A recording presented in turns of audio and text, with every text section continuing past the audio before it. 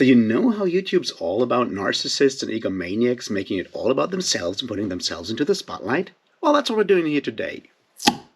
Cheers.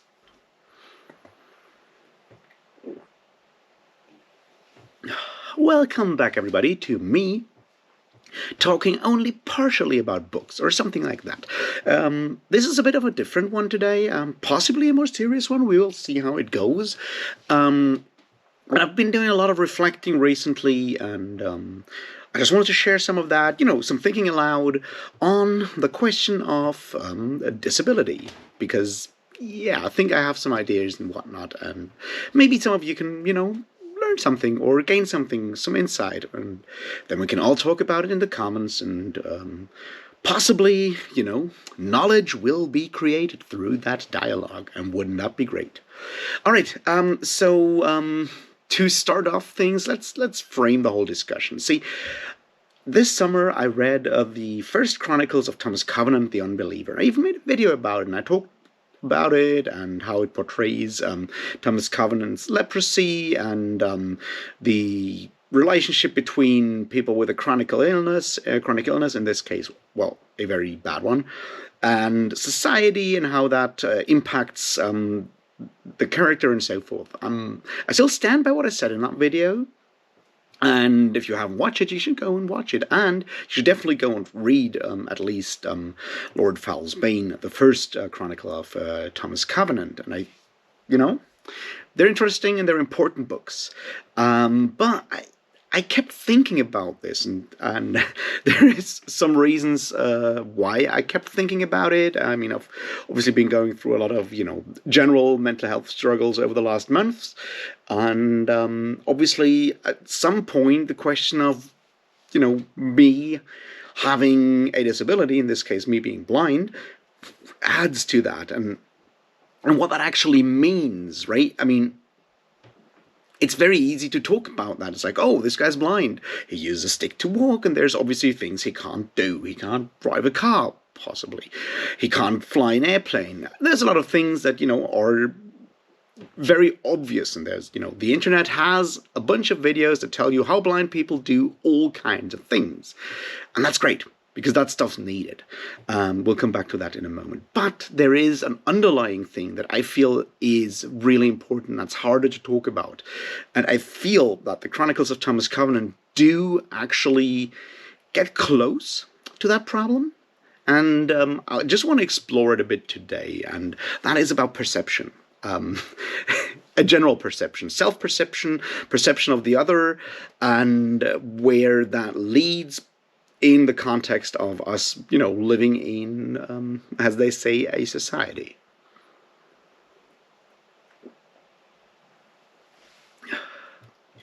And, that's kind of complicated, and there will be a bit of philosophy and whatnot happening today, but I hope you can, follow me through this, because I think there's something important here. All right, let's start with basics, and those are self-perception, or like perception of human beings, right? See, we have that basic assumption of the human person, of personhood, of a human being, of a fully capable, fully formed human being, and what they're capable of. It's a vague thing. It's a cluster of different ideas, capabilities, and so forth. But we expect humans to look in a certain way, have no visible deformities. We'll come back to that later. That means, have, 2 arms, 2 legs, 1 head, that kind of stuff, right? I'm keeping it vague here for a moment. We expect them to have speech. Well, we are obviously, accepting different languages and stuff. We expect them to be able to, use their brain and think rationally, communicate, so forth. It's a long list, and it's a vague list, but it's sort of there. We have this expectation, these vague expectations. They are formed by our society in a lot of ways. Things have changed, but growing up in, say, a Christian traditional society in the West, we would, for example, accept, still up to a point, expect, or at least older generations would expect, people to conform to certain gender roles. All of this stuff kind of also ties into that. Yes, I'm going to a place that goes beyond just disability, but disability is the one that I can talk about, so I will not make cases for people in other groups here, because this goes into like the question of marginalization and stuff like that.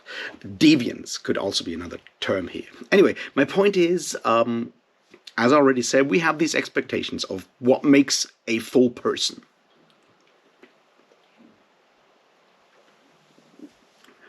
And we can take like a very easy example is like when we have children, we kind of feel that children, while obviously humans, are up to a point not yet fully there, right? They're not fully grown. We have these, and that goes on like a surface level or like an intuitive level outside of, biology of when our brains are fully formed and all of that stuff. But there is that idea that, say, a 10-year-old child is not capable of the same things as every adult person. And I've been dancing around a word here, and that's the word that we need to talk about for now, and that is the word normal. See, that's the problem, because while we can certainly, take all these aspects, these qualities that humans have, we can take all of those and just calculate how many people have said qualities, we will come up with like through empirical data, we'll come up with like, say, this is like what the average human has. Average is a good way to say, like the average person, like the mathematical average. And then there's that trickery with words that we do, and we call it the normal person. But normal is a difficult word, because normal, while only meaning conforms to a norm,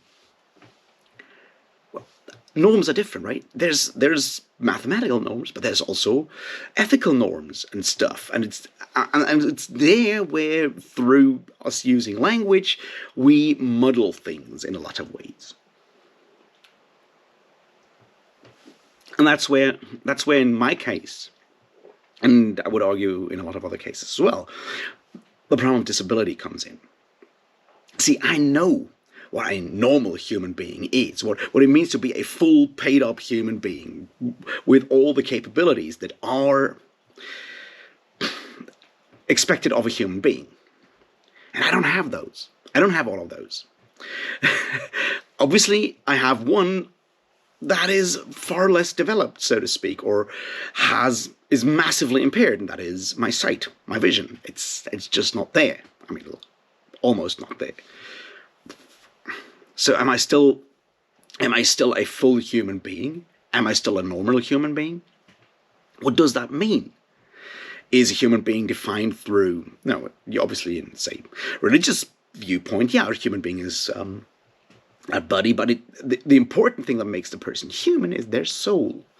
If you don't believe in souls, or if you don't make souls the core of your definition of what makes a human being, there's other ways of looking at it, and one of those, a very popular approach to do these kind of things is define people or define things through their qualities, through the things they can do. And if that means human is someone who can walk, talk, use their hands to use tools, see, hear, smell, and so forth, when we have all these aspects of a human personality, does that mean I'm still fully human?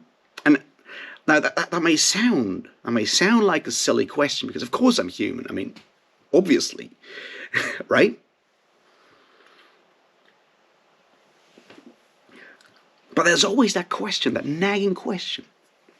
And that's the tough part. It's like, obviously you know that you're a human being, but you're still different. You're slightly different than other people. Obviously, we're all different from each other because we're individuals and whatnot. But there's a very clear way to define how I am different from people that are not blind.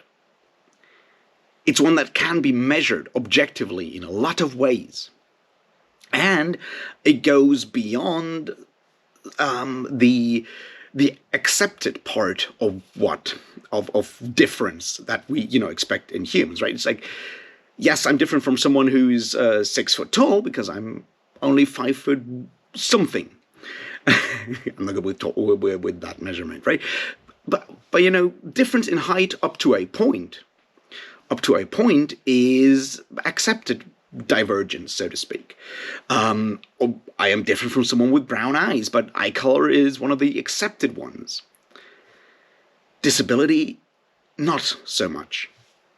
Now, I hear you cry, almost, in my brain, but of course, disabilities are accepted in society. And they are in parts of society. That's not my point. Yes, I live in a very free country. I live in a country that has a lot of support for people with disability. That's not what I'm pointing at here. I can navigate the law to get a lot of, help for being disadvantaged in everyday life through my disability. That is not my point. What I'm looking at here is an internal thing. It's self-image, it's self-perception, and perception by the other. Because that's what it boils down to, right? When I think of myself, I cannot think myself as the same as someone that is not blind, because it's a very specific difference. It's a very clear difference in a way. I am different in that regard. And the other way around. And this is the tricky part. It is very difficult for people who know that I'm blind to not see that difference as well. Or so I think.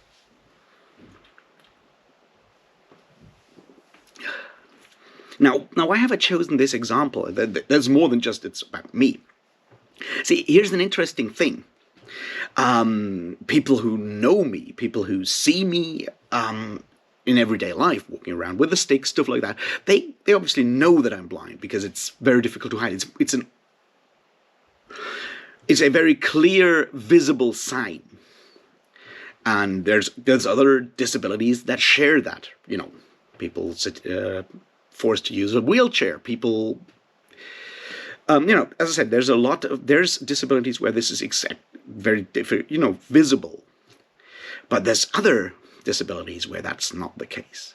And I think that's why I brought it up, is like, when I'm on the internet, even when I'm making YouTube videos, I'm not mentioning the fact that I'm blind all the time. Usually I don't talk about it. We'll come to that in a moment. But my point is, when I'm not mentioning it, I'm almost sure there's people who watch, maybe some of you, who watch my videos and didn't know until I just said that I'm blind.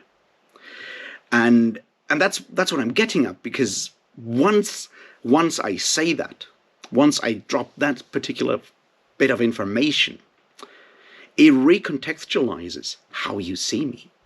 It recontextualizes how you think about me. It recontextualizes all the things you thought you knew about me, and the way you will go into watching further videos of mine. You'll look for those telltales. Is he focusing the camera? Well, probably not. Is he doing... See? And that's what I want to look at here, because I think that's a very important thing. See, let me use a visual metaphor for it that I came up with all on my own.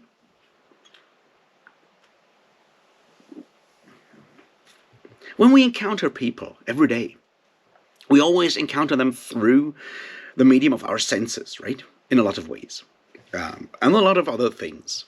The senses and all the things that we know about the world, our worldview, our way to perceive the world. That's how we do that. It's a filter, so to speak. Or let's use, say, glass, a piece of glass, a window glass. You look at people through that glass, and it's a well-cleaned window is still not nothing. So there will always be some sort of filter, some sort of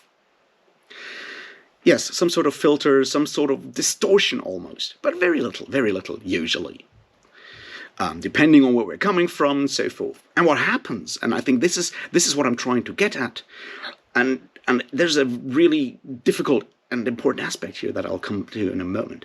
What I will say is that stuff like, in this case for me, my disability, does add a much darker filter. It's basically as if you either, actually smoke the glass so it gets darker, or it just gets dirty so you can't unsee it once it's there, is my point. It will stay there. And I use this metaphor of the dirty window or the distorting window, whatever you want to call it, like slightly warped glass. I think that's a good idea. Let's use it that way, like a lens, and it warps the lens further in a way once you know these things about people. And I think that's an important aspect to look at, because it does so in both directions. See, I expect, and this is the dark part, I expect you to see me through that lens once you know the lens is there, right? I expect you to see me through that lens, and with that lens come a lot of like psychological, sociological, political, and whatnot expectations. You start imagining or seeing things that I can't do, and depending on who you are, you're like, oh, he'll probably need help for this. Or maybe, if you're a bad person, you'll think less of me for having a physical disability. All of these things, right? They change how you see me. And I, on the other side, they change how I expect you to see me.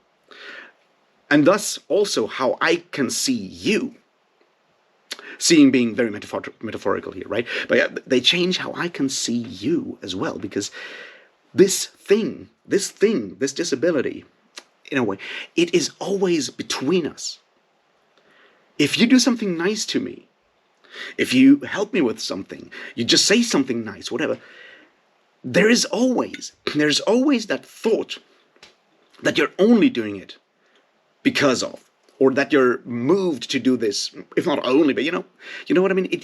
It always tinges every interaction in a way. And that's something that I think, I'm not sure if you can actually completely undo that. The world would be a much better place if we could. But I think it helps to be aware of that. And I think fiction is one of the things where we can actually do that in a way, because fiction can help us. Because see, I'm telling you this right now, but it took me a while to get to that point to be able to tell you that, because talking about this thing is hard, because the wish is always there to see people not through that warped image, not through that lens, but through a clear glass. We want that clear and direct interaction and nothing to come between us when we talk, when we interact with people. We don't want that there. It should be about us, not about society, history, whatever, all that crap around us. It should be about us. So the goal, and this is the dark part, because a disability is framed as, I just said, a disability, as a lack. It is framed that way through language, right? It basically means I'm less. It's just in the words, right? So the goal, or the onus is on me to make that go away, to become whole, to become full. A full human being, right? So I'll try my damnedest to make that thing disappear, which I can't, for physical reasons. But that's why it is so important for at least me, and I feel a lot of other people, to not make it about the disability, to not mention the disability when you don't have to not talk about it, to try to make it go away, make it vanish in our daily interactions. Of course, we can't make it go away completely. That's not the point. But to make it not matter, that's the big wish. To be seen as a full person, to be seen as able, as not having a disability, as not be perceived as lacking. And as I said, one part of that is to not talk about it, to not make it the core of our existence, to not make it the thing about me, right? And the problem is, we have to sometimes, because if we don't, No one will. And it is us, unfortunately, who have to help, smooth that lens, smooth that glass, so the interaction can be easier. I don't think we can ever fully take that away, that difference. In a way, that's just like how human interaction in general is, because, as I said, we all have that. It's just that certain aspects, disabilities, other forms of marginalization, I would argue that if you grow up in a fairly toxic masculine environment, finding out that one of your friends' connections or whatever is gay, and if you're in a homophobic background, that will do the same damn thing, even if you're trying to not, be an asshole to them. It will still reframe. You know what I mean? I'm not gay, so I can't speak to that. I just imagine that it would have the same effect. My point is, however, it is unfortunately up to a point, and in my case at least, up to us to make those things go away. Well, in tandem with you. But for that, we need to explain. We need to communicate, because I know how it feels to feel lacking. You don't know that. But I also know how it feels to be, what I can do and what I can't do and so forth. And that can help if you listen, of course. But that's the idea here. And once again, fiction can do that as well, because sometimes we don't have the power, we don't have the strength. Because this hurts. This is tough. It's hard to do. It costs a lot of strength and energy, and sometimes I don't have that energy. Books can have that, can do that, because they can give us a look into someone else's head. And this is why a representation of all kinds of people matters so much in fiction, no matter what kind of person. But it's also, in particular, why I think the Chronicles of Thomas Covenant actually do a good job, because while it may be annoying to see or to read Thomas Covenant whinge and whine and rage all the time about him being a leper and how people and how he's incapable of dealing with the fact that people in the land don't care about that and can't interact with that filter, so to speak, that lens, because that lens has been taken away in the land. It's not there. And he's incapable of dealing with that. And I think that's something very, very important that Stephen R. Donaldson gets right in the Chronicles of Thomas Covenant, in a way that I've rarely, if ever, seen done this well in all the books that I've read where people with disabilities show up. And yes, it is annoying. It is hard to read sometimes, because, and that's the sad part, it is hard to live that sometimes. It's really, really annoying to live that sometimes. And that's why I would argue that, yeah, go read the Chronicles of Thomas Covenant, and maybe it'll help you understand how it feels to always be separated from the rest of humanity by this slightly warped thing between us that we can't completely unthink, that we can't completely undo.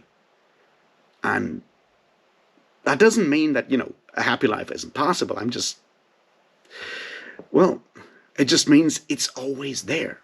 And that's not exactly a happy thought either. So, yeah, I've been struggling with that from time to time.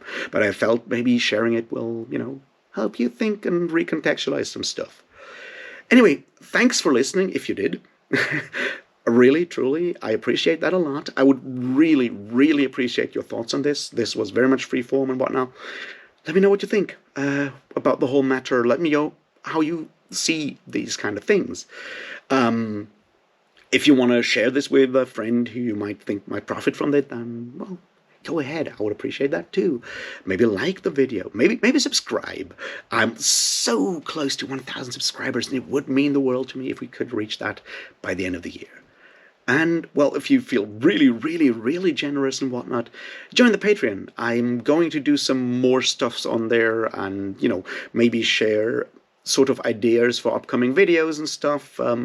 Maybe talk through some thought processes and stuff that will come into videos and stuff. And, use my supporters and patrons on there as sort of a sounding board and whatnot.